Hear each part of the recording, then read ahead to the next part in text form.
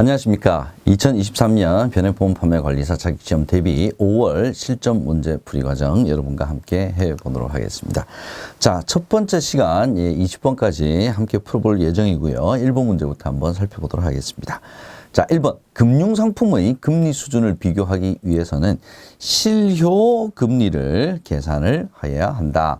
자, 표면금리, 그 다음에 실질금리, 뭐 이런 여러 가지 금리 종류가 있었습니다. 자, 금융상품의 금리 수준을 비교하기 위해서는 뭐 과세, 절세 여부 이런 것들을 다 고려한 실효금리를 기준으로 계산을 해야 된다는 맞는 지문이 되겠습니다.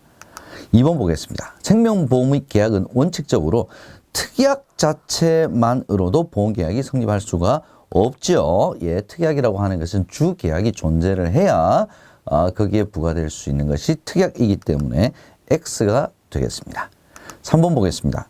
변액종신보험의 변동보험금은 한 달에 한 번씩 바뀌죠. 매월 계약 해당 일에 재계산되어서 누적되는 것이 아니라 새롭게 계산이 된다라고 하는 것이 가장 큰 핵심입니다. 그래서 누적이 된다라고 했으니 틀린 지문 X가 되겠습니다.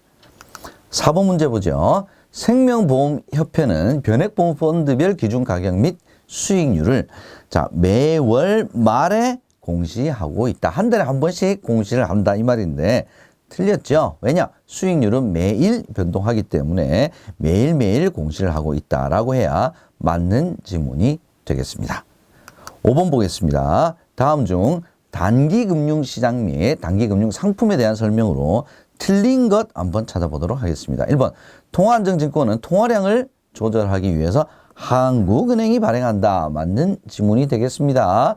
2번, 단기금융상품은 거래가 대규모로 이루어지기 때문에 유동성이 높죠. 만기가 짧기 때문에 금리 변동에 따른 가격 변동이 크질 않다. 다 맞는 지문입니다. 3번, 주식 및 채권, 회사채 등이 주로 거래되는 시장은 단기금융 시장 상품이 아니죠. 얘네는 장기금융시장에서 거래되는 장기금융상품에 해당이 되기 때문에 틀린 지문은 일단 3번이 되겠습니다. 4번, 만기를 기준으로 보통 만기 1년 미만의 금융상품이 거래되는 금융시장을 우리가 단기금융시장이다 라고 하니까 4번도 맞는 지문이 되겠습니다. 6번 보겠습니다. 다음 중 금리정책, 금융통화위원회 금리정책에 대한 설명으로 맞는 것 한번 찾아보겠습니다. 1번, 금융통화위원회는 분기 1회, 분기 1회, 반기 1회, 월 1회, 이거 다 틀린 거죠. 연 8회 기준금리를 결정합니다. 2번, 한국은행은 기준금리 결정 시에 91물 환매 조건부 채권 금리를 사용한다. 자, 한국은행의 기준금리는 어떤 특정한 금리를 기준으로 해서 금리가 결정되는 것이 아니죠. 그래서 CD 유통 수익률 기준으로 한다. 콜 금리를 기준으로 사용한다. 이런 거 다 틀린 지문이 되겠습니다. 3번, 자금 공급이 늘어나게 되면 돈이 많이 풀리니까 금리는 떨어져야 되는 것이 맞죠. 3번도 틀린 지문입니다. 4번, 물가 동향, 국내외 경제 상황, 금융시장 여건 등을 종합적으로 고려하여 기준금리를 결정한다. 얘가 맞는 지문이 되겠습니다. 그래서 정답은 4번이 되겠네요. 7번 보겠습니다. 다음에서 설명하는 금융투자업자의 고유 업무는 무엇인가? 자, 키워드가 있었죠. 누구의 명의로 하든 자기의 계산으로, 자기의 계산이라고 하는 것은 손실, 위험, 리스크 전부 자기가 진다는 거죠. 고객 돈으로는 중개하면서 그렇게 못합니다. 자문, 일임 다 못합니다. 그래서 자기의 계산이라고 하는 것은 바로 투자, 매매업. 일종의 자기 자본금으로 자기가 매매한다 이렇게 생각하시면 될 것 같습니다. 투자, 매매업에 대한 설명이고 키워드는 자기의 계산. 요거 꼭 기억을 해 두시기 바랍니다. 타인의 계산 그러면 투자, 중개업이 해당이 되겠습니다. 8번 보죠. 다음 중 주식시장에 대한 설명으로 맞는 거 한번 찾아보겠습니다. 1번, 기업 공개는 유통시장과 관련이 있다. 자, 기업 공개가 뭡니까? 기업이 본격적으로 기업의 체계를 갖추는 것이다 라고 해서 새롭게 주식을 발행을 하는 프로세스가 따라오게 되죠. 그래서 유통시장과 관련이 있는 것이 아니라 발행시장과 관련이 있다라고 해야 맞는 지문이 되겠습니다. 2번, 무상증자는 기업의 자본금과 실질 재산을 동시에 증가시킨다. 자, 무상증자라고 하는 것은 돈을 받고 증자하는 것이 아니었죠. 이익잉여금을 가지고 있는 것을 이걸 자본금 계정으로 바꿔주는 것이기 때문에 실질적으로 돈이 들어오는 것은 아닙니다. 그래서 기업의 자본금과 실질 재산을 동시에 증가시키는 것은 무상증자가 아니라 유상증자에 해당되는 내용이 되겠습니다. 3번, 매매 성립 후 결제는 거래 성립일로부터 2영업일제가 아니라 3영업일제 결제가 이루어지게 됩니다. 그래서 1, 2, 3번은 다 틀린 지문이니까 정답은 자동 4번이 되겠네요. 코스닥 시장의 상장 요건은 유가증권 시장보다 다소 완화된 기준을 적용하는 것이 맞습니다. 9번 보죠. 다음 중 증권시장에서 매매 거래와 호가 접수를 중단하지 못하는 경우가 언제입니까? 이게 시간이 정해져 있었죠. 언제입니까? 장 종료 40분 전 이후. 장이 종료되는 시간에 40분 이전. 그 이후는 매매 거래와 호가 접수를 중단하지 못합니다. 10번 보겠습니다. 다음에서 주가지수 산정 방식이 다른 것은, 자, 우리나라를 비롯해서 대표적인 대부분이 시가총액 방식으로 주가지수를 산정하는데, 자, 주가 평균 방식을 사용하는 것이 바로 대표적인 것이 다우존스 산업평균 지수다. 요거는 그렇게 자주 출제되는 문제는 아닌데, 다우존스 산업평균 지수 같은 경우는 많이 뉴스에도 언급이 되는 부분이니까 용어 정도는 여러분들께서도 알아두시면 좋을 것 같습니다. 11번 보겠습니다. 다음 중 채권에 대한 설명이네요. 채권 거래에 대한 설명이네요. 채권 자체에 대한 내용이 아니라 채권 거래에 대한 설명으로 맞는 거. 한번 보겠습니다. 1번, 채권의 유통시장은 개인 매매 거래가 대부분을 차지한다. 채권은 일단 발행 규모가 좀 크다고 제가 늘 말씀을 드립니다. 그래서 매매 금액 자체도 크기 때문에 개인이 실은 이 채권 유통시장에서 거래 비중을 높게 차지하기는 어렵습니다. 주로 기관 투자가들 중심으로 거래가 이루어지는 것이 채권 유통시장의 가장 큰 특징 중에 하나입니다. 그래서 개인 매매 거래가 대부분을 차지한다. 얘는 틀린 지문이 되겠습니다. 개인은 채권 거래를 할 수가 없다. 그렇다고 해서 채권을 거래를 할 때 개인은 아예 못한다. 이건 아닙니다. 할 수는 있는데 비중은 적다. 이 말이었죠. 2번도 틀린 지문입니다. 3번, 매매 호가의 경쟁 원리에 따라 계약이 체결된다. 이게 이제 주식같이 호가라고 이야기하죠. 부르는 가격. 경쟁 매매에 의해서 거래가 이루어지는 것은 바로 주식의 유통시장에 대한 설명이고요.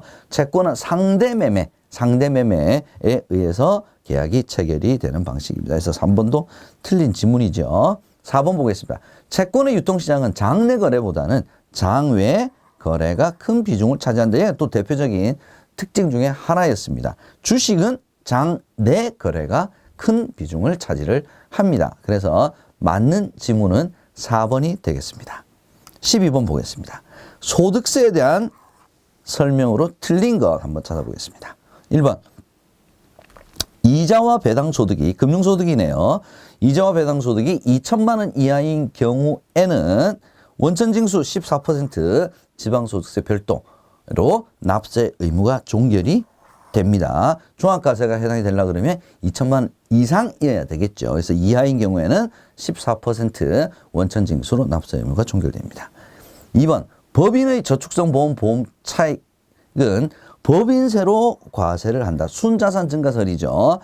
법인의 저축성 보험 차익은 순자산이 증가하기 때문에 법인세로 과세를 한다. 얘도 맞는 지문이 되겠습니다. 3번, 퇴직소득은 종합소득에 합산하여 과세를 할 수가 없는 분류 과세를 하는 소득이 되겠습니다. 그래서 퇴직소득과 함께 또 하나 있었죠. 뭡니까? 양도소득. 퇴직소득과 양도소득은 종합과세에 합산하지 않고 분류 과세합니다.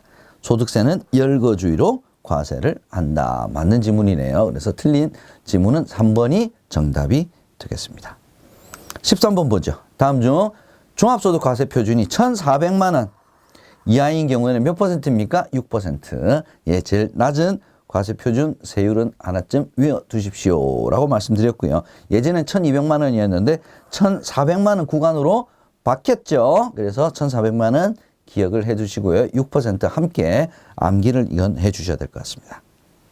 14번 보겠습니다. 다음 표에서 설명하는 용어로 맞는 것은 실시간 동영상 스트리밍을 통해 상품의 홍보와 판매를 진행하는 것으로 판매자와 소비자가 PC와 모바일 등을 통하여 실시간으로 소통이 가능하다. 상식 문제네요. 특히 언택트 경제가 부상하면서 활발하게 활용이 되고 있다. 자, 뭡니까? 예, 실질적으로 같이 실시간으로 예, 소통이 된다. 그러니까 일단 라이브라고 하는 이 용어를 모르고 계시더라도 뭐 라이브 커머스가 제일 가깝지 않을까라고 유추를 한번 해볼 수도 있었겠죠. 상식 문제 되겠습니다. 15번 다음 표의 괄호 안에 들어갈 용어를 순서대로 맞게 나열을 한 것은 평균보험료란 전 보험기간 동안의 자연보험료죠. 자연보험료는 나이가 증가함에 따라 위험률이 높아지기 때문에 보험료가 자꾸 높아지는 것이 자연보험료입니다. 그래서 나이가 들면 훨씬 더 많은 보험료를 내야 되니까 힘들죠. 그래서 이걸 평준화 시켜서 정액으로 납입하는 보험료를 우리가 평균보험료라고 합니다. 그래서 둘 다 맞는 지문은 예, 1번 정답이 되겠네요. 16번 보겠습니다. 다음 중 보장성 보험료 세액공제에 대해서 맞게 설명한 것은 찾아보겠습니다. 1번 근로소득자인 경우에 세액공제 받을 수 있죠. 보장성 보험료는 근로소득자에 한합니다. 2번 일반 보장성 보험의 세액공제율은 15%가 아니라 12%가 되겠죠. 2번 틀린 지문입니다. 3번 개인 사업자인 경우에 세액공제 받을 수가 없죠. 근로소득자만 받을 수가 있습니다. 3번 만기에 환급되는 금액이 납입보험료를 초과하지 않아야 보장성 보험료죠. 그래서 초과하는 이라고 했으니까 4번도 틀린 지문이 되겠습니다. 정답은 1번 근로소득자인 경우 세액공제를 받을 수 있다가 되겠네요. 17번 다음 표에서 종신형 연금보험의 보험차익 비과세 요건을 충족하여 매년 수령할 수 있는 최대 연금액은 얼마인가? 얘가 간혹 한 번씩 나오죠. 그죠? 얘는 산식을 외워두셔야 될 것 같습니다. 자, 연금계좌 평가에 10억이죠. 예, 10억 나누기 30 기대여면 곱하기 3을 해줘야 되겠죠. 자, 이렇게 되면 정답은 1번 1억 원이 되겠습니다. 그래서 매년 수령하는 연금액이 연금 수령 개시 현재 연금계좌 평가액 얼마죠? 10억이죠. 10억 나누기 연금 수령 개시 현재 기대여면 30년 곱하기 3 이내여야 된다. 요 산식을 여러분께서 알아두시면 될 것 같고 이게 우리가 굉장히 이게 고도의 계산 문제를 푸는 그런 문제가 나오는 것이 아니기 때문에 만약에 산식을 잘 모르시겠다 그러면 일단 3은 기억하셔야 돼요. 3은. 그래서 10억 나누기 30 나누기 10억 이렇게 되면 이게 값이 안 나오겠죠. 그죠? 뭐 이렇게라도 유추를 좀 해보시면 될 것 같은데 이 3이라고 하는 숫자는 반드시 여러분께서 기억을 좀 해두셔야 문제를 풀 수 있을 것 같습니다. 18번 보겠습니다. 다음 중 금융자산 상속공제에 대한 설명으로 틀린 거. 금융자산 상속공제 받을 수 있죠. 자, 이 구간 표로 딱 나와 있는 거 여러분 머릿속에 또 올리셔야 됩니다. 1번 순금융자산이 4천만 원인 경우에 2천만 원 이상 1억 원 이하인 경우 얼마입니까? 그죠? 2천만 원 공제를 한다. 맞죠?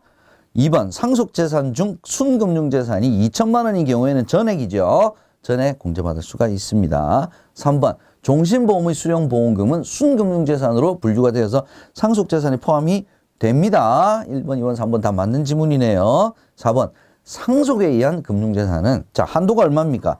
1억 원이 아니라 2억 원 한도로 공제를 받을 수가 있습니다. 그래서 틀린 지문은 4번 되겠습니다. 19번 보겠습니다. 다음 중 변액보험 도입 배경 및 필요성에 대한 설명으로 틀린 것 한번 찾아보죠. 자, 뭐 제가 늘 말씀드리지만 변액보험 도입 배경 필요성은 반드시 시험 문제에 출제가 되는 부분이다. 우수인증 설계사하고 우리 그 모집인 같은 경우에는 우수인증 설계사가 늘 나오듯이 이 변액에서는 도입 배경 필요성 반드시 나온다. 이렇게 이렇게 생각해 주시면 될 것 같습니다. 1번 금리 리스크의 적정 관리. 자, 예전에는 일반 우리 그 보험 같은 경우에는 예정이율이 어느 정도 우리가 정해져 있었기 때문에 금리의 변동에 따라서 보험회사가 경영의 안정성이 좀 위협을 받는 경우도 있습니다. 예전에 고금리로 팔았던 뭐 연금보험 같은 저축성보험 같은 경우 그런 문제가 있었죠. 근데 변액보험은 그날 이루어지는 주식과 채권의 가격에 따라서 변동을 하고 이 리스크를 다 계약자가 지는 그런 구조로 되어 있기 때문에 보험 경영의 안정성을 증가시킬 수 있다. 이거 맞는 질문이 되겠습니다. 자산 운용을 통해 수익성보다는 안전성을 더 선호하는 소비자의 욕구 충족. 자, 변액보험은 안정성을 추구합니까? 수익성을 추구합니까? 바로 수익성 때문에 변액보험을 하는 것이겠죠. 아니면 일반 보험을 하겠죠. 그래서 자산 운용을 통해 안전성보다는 수익성을 더 선호하는 소비자의 욕구 충족을 위해서 변액보험이 도입됐다라고 해야 맞는 지문이 되겠습니다. 그래서 2번이 일단 틀린 지문이네요. 3번. 물가 상승에 대응하는 보험금의 실질가치 보장 및 상품 선택권 확대. 얘도 도입 배경, 필요성에 맞는 지문이고요. 주식 채권 투자 증가로 보험시장 및 자본시장 발전에 기여한다. 역시 맞는 지문이 되겠습니다. 그래서 정답은 2번이 되겠네요. 자, 이번 시간 마지막 문제 보겠습니다. 20번. 다음 중 변액보험의 상품 구조에 대한 설명으로 틀린 것은 1번. 변동보험 계약은 운용 실적에 따라 추가로 계산되는 계약이다. 맞네요. 그래서 추가 보험료 발생을 할 수가 있다라고 하는 질문이 굉장히 많이 나오는데 추가 보험료 부담은 없습니다. 정답은 일단 틀린 정답은 1번이 되겠고요. 2번. 변액보험은 상품을 설계하는 방법에 따라 다양한 구조로 운용이 될 수 있다. 뭐 변액, 유니버셜, 적립형, 보장형 뭐 다 이런 거 다양한 구조 설정할 수 있죠. 3번. 선택 특약은 일반 계정으로 운용한다. 특약은 일반 계정에서 운용을 하기 때문에 예금자 보호에도 해당이 되겠죠. 4번. 기본보험 계약은 최저보증 금액 산정의 기초가 되는 계약이다. 다 맞는 지문이 되겠습니다. 그래서 정답은 1번 되겠습니다. 자, 이렇게 해서 5월 실전 문제 풀이 과정 첫 번째 시간 여러분들과 함께 했습니다. 저는 다음 시간에 21번부터 40번까지 함께 또 해보도록 하겠습니다. 여러분 수고 많이 하셨습니다.